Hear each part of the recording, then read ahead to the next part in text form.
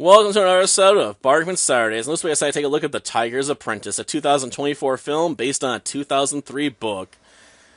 And that can be kind of a problem, I suppose, in and of itself. The problem with adapting a book or a comic or something into, a film is that a lot can be lost in translation. Because oftentimes with books, you might have sections where you're, reading a character's thoughts.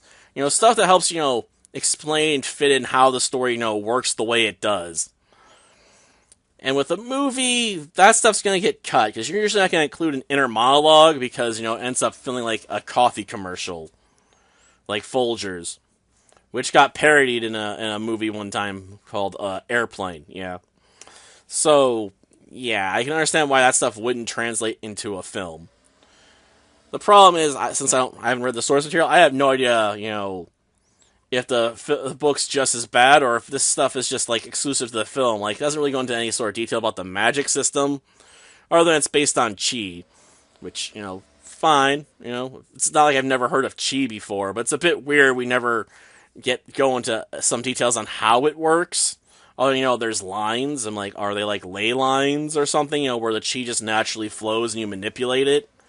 Go into a little detail on how this system works. How does someone, summon a barrier to protect themselves, or shoot balls of energy out of their hands, or merge their souls with another person, so you can bring them back from the very edge of death.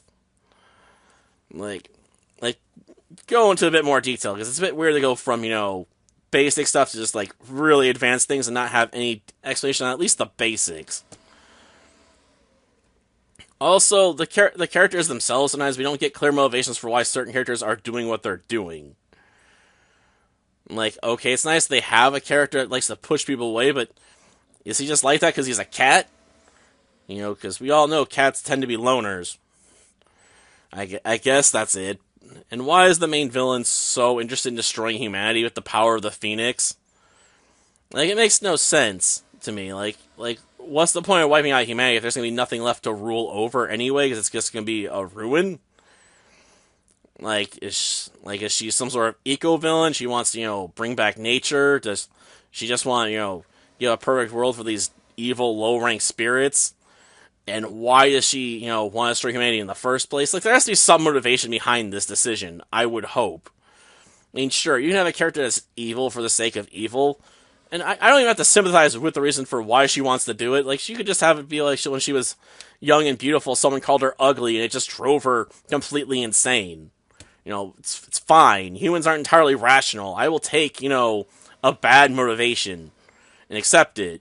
But give me some reason for why I should love to hate her, Beyond the fact, she wants to wipe out humanity, we don't really get enough scenes with her that make us feel like, we should hate her on general principle. We never see her do anything super evil to, that many people in the film, besides, murder the Guardian to get the stone in the first place that she needs, because she's like, I need this magic MacGuffin to wipe out humanity in one big fell swoop.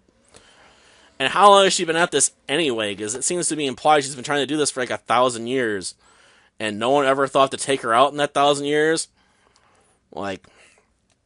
I know the current Guardian, the one at the start of the film's we don't need to fight, and but she's been trying to destroy humanity for over 1,000 years. Wouldn't it be simpler to save humanity and protect humanity from, the Phoenix being used inappropriately by taking her out? And don't tell me it's just because, she's as strong as a Guardian, okay, but you have 12 allies that can turn into mystical animals and can do stuff like, fire breath, tiger claws, cause things randomly to explode, apparently.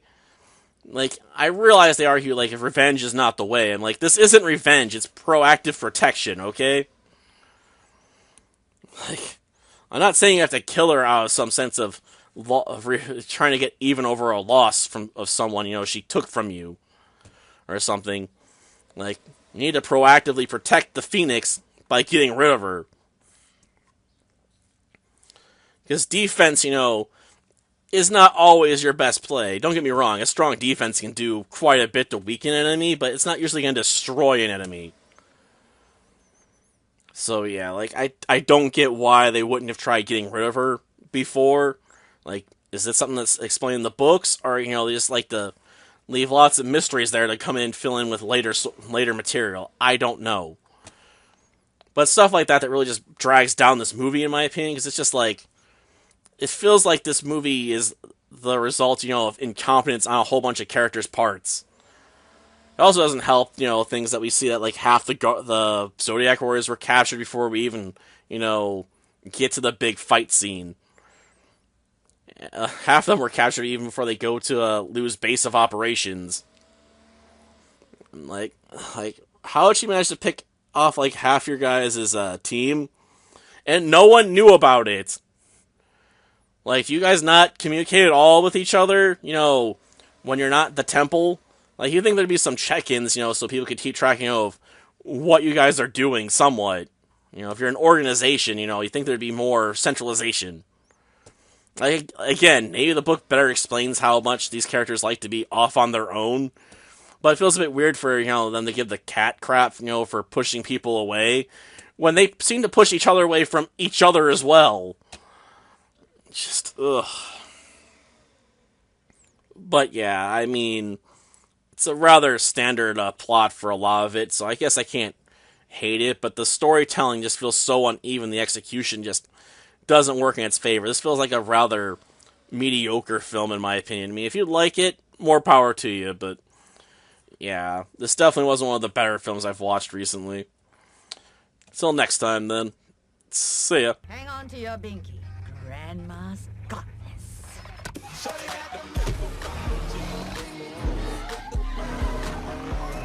Look at the silly 妖怪.